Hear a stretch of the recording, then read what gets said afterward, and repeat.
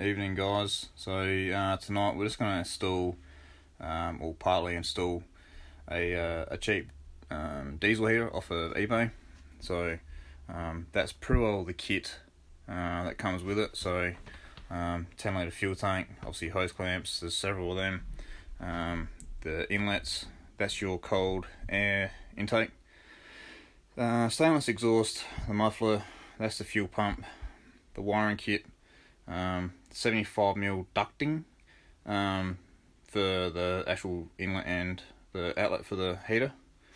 There's also a fuel filter in there, which really isn't much chop. So if you do, if you have a super cheap auto or a Burson's or a Repco close by, probably pay to upgrade that, just to have some good clean fuel to go through. So probably a few checks to get done prior to obviously throwing it in. So I've already marked out obviously where my diesel heater is going to go. For your Newlands triple bunk vans, ours is going to be on the right hand side, underneath the bed, pretty well close to the battery, so it's going to be easy to wire up. But just be careful when you do it. Underneath that template is obviously gas lines and water lines, so please just pre-check what's underneath your flooring before you start drilling. So you'll see just here I've got a pin through the bottom of the floor, so that's where the template is going to start. So obviously this here, that's the metal plate that comes with it. So that little section here that's cut out in it, that's where your fuel pump wiring comes out.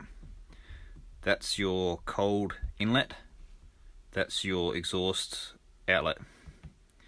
That hole there is where your fuel line for your diesel goes. So and these here, they're going to be your studs, holes for your diesel heater to be attached, with a 10mm nut attached to that. So obviously I've just done a bit of a cardboard template just to make sure underneath the van is where it should be as well. So I've done a template above and below just to make sure I'm not hitting any gas lines or anything like that. Some of the tools you'll probably need, I've probably gone a bit overboard with it, but obviously I've got a 8mm, a 10mm socket, obviously ratchet, sorry, a tech head, 1/2 inch driver for impact gun, probably a bit over the top with this one, but I've gone on the Steel Flex 255, which is pretty well windscreen adhesive, obviously for your front windscreen on your cars, so probably a bit over the top, but that obviously goes around the plate for a dust sealant and to sort of adhesive it to the floor. Another bit of equipment you'll need is a hole saw kit. Just bought this one from Bunnings. It's a 76mm that you will require. That is for the air vents, so for your air in and air out. So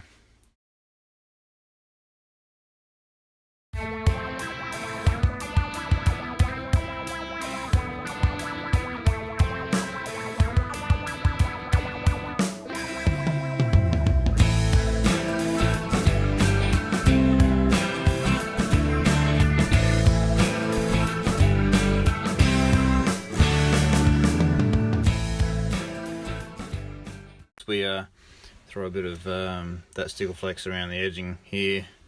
Obviously you won't get any dust in, you won't get any cold air in, and it'll be completely sealed. So yeah, that'll work perfect.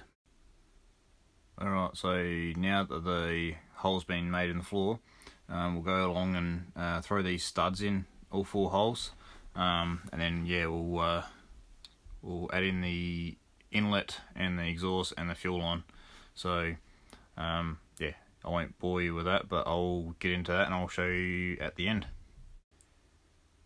Alright, so now I've got the exhaust on there.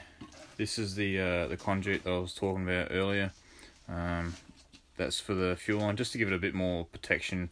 Obviously you got the exhaust there, so especially if you're going on gravel roads or just resurfaced roads, I guess, from the bitumen, you don't want a rock flicking up and just puncturing the fuel line. So that's the air intake for the machine. That's the air filter, just to stop any sort of I guess loose debris, any insects, I guess. Probably a big thing would be mice as well. So stop all that sort of getting up in the heater. So the actual plate's been bolted down. That was with a 10mm nut.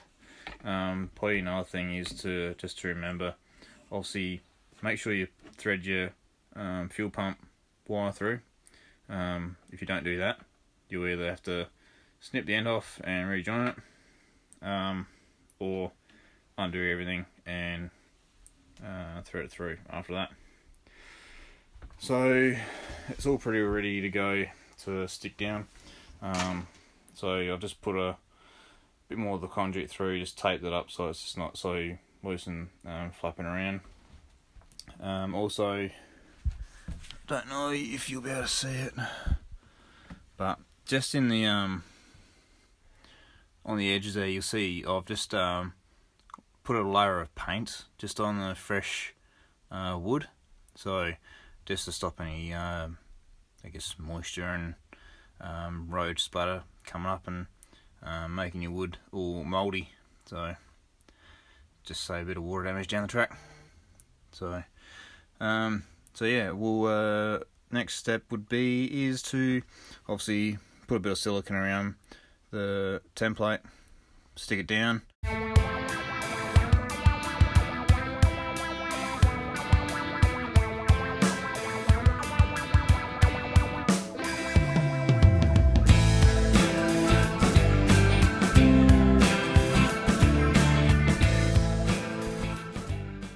So after that's been placed in, obviously best bet is to just go underneath and just double check everything's down in the right position, and then yeah, we'll come back and secure it into each hole on the plate. Alright, so I've just been underneath. It's all lining up to where it should be. So what we'll do now is we'll go and yeah, secure it down, and we'll maybe look at doing the inlet and the outlet for the ducting. So we'll go from there. We'll just probably just do a bit of a time lapse now and yeah, see how it all goes.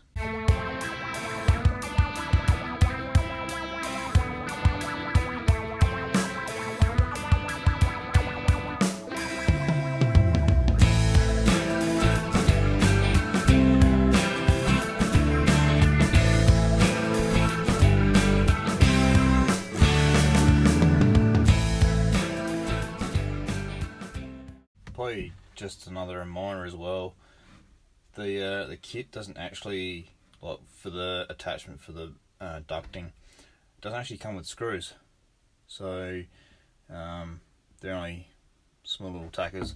So if you need to, you'll probably have to go down Bunnings or your local hardware to grab them. So just another reminder about that.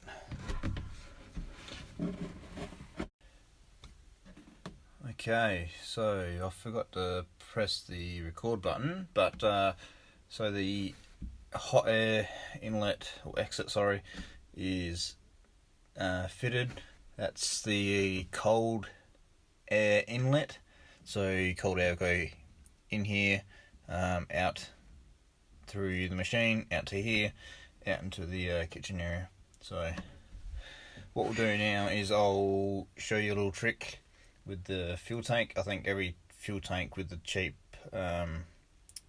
Chinese diesel heaters is going to be different, but we've got the 10 litre fuel tank, so we'll show you that now. Alright, so with the diesel tank, obviously you got the holes through there, So at the bottom you'll see there's no outlet for the diesel to come out of. So with saying that, it has obviously this mechanism that you're meant to obviously put down the bottom of the tank. So I guess see which way is best suited for you.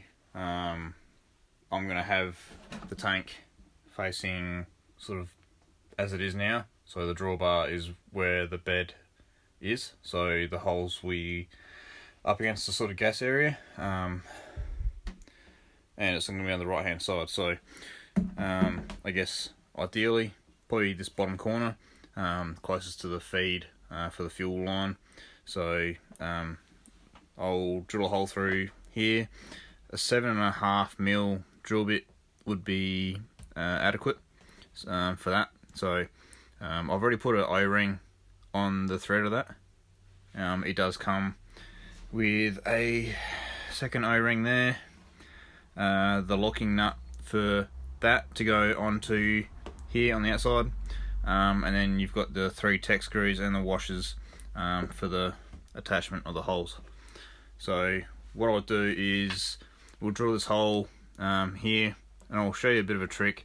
All it is just pre-roll feeding a bit of electrical wire through to the end of the tank, attaching it, taping it, pulling it through, and then screwing the nut on, and yeah, job's done.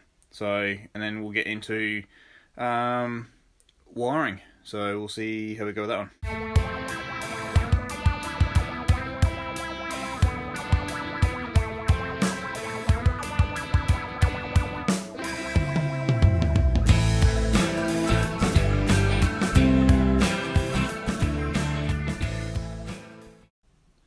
Alright, so just a bit of an update. So all the outlets and inlets are all mounted up.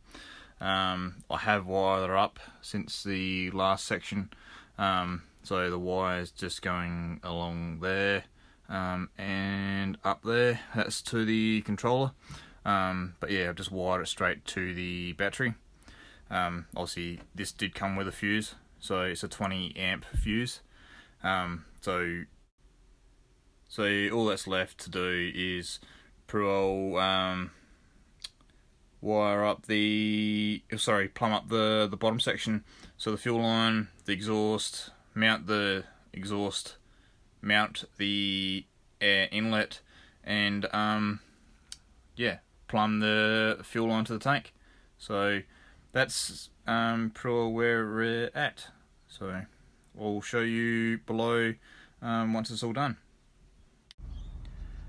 So just a quick view underneath the Caravan. So I've got the exhaust muffler mounted to the chassis. You'll see just up further, obviously you got the exhaust coming out, you got the fuel line, then you got the air intake for the machine. Obviously down further you can see just on the chassis is the fuel pump. Obviously you're going to mount that to a 30-degree angle, so obviously that allows all the air bubbles to obviously get pushed through into the diesel heater. So on the front of the van I've just mounted the 10-litre tank, just put the fuel filter that came with the package in there. I'll replace that eventually with a Repco or a Burson's or a Super Cheap Auto sort of fuel filter for that one. But yeah, it's just double checking before you even drill a hole in. Just make sure you're checking underneath your van. Obviously here we've got obviously that's the cold, you got your hot, and the black hose just here. That's obviously a gas line, obviously in conduit, but just double check before you pre-drill any holes underneath your van. Make sure you don't hit any gas lines or water lines. So double check. That's all I say. Measure twice, cut once. It will save you in the long run. Okay, so I haven't actually mounted this yet because I'm not too sure of where I'll mount it, but I'll just give you a quick rundown obviously how to prime your diesel heater. So to start off with, you hold the OK and the down arrow. So just press those in. It should come up with a H. I don't know what the H stands for, but as soon as you press your up or down button, that'll go to on, and then that'll start priming your tank. So obviously it took me about twice, I think, from not bleeding the lines at all, from the tank to the actual diesel heater. Took about two primes, and all the bubbles were still in line. So to go back to that, obviously they come in a different setting as well.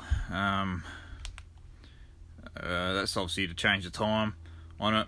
I'm not too worried about that. So another one is obviously to change it from, I think it's hertz, obviously to degrees, is your settings and your up button. So if you just press those two, obviously that changes it to the hertz. Obviously you press it again, that changes it to the degrees. So you can modify your degrees just by going up or down. I had this setting to about 16 last night, and it was pretty toasty in the van. So obviously the LED displays is probably one of the biggest killers for them. That's why I'm not too sure where I'm going to mount it as yet. So I'll probably intend just to unplug it, but obviously next to the bed is the plug, so I'll probably just unplug it. But if I don't, I'll probably just hard mount it up along the cupboard there, and then we'll go from there. So, but at the moment I'll just leave it not attached and just unplug it and plug it in when I require it. So if this video's helped, yeah, give it the thumbs up, and yeah, thank you for watching.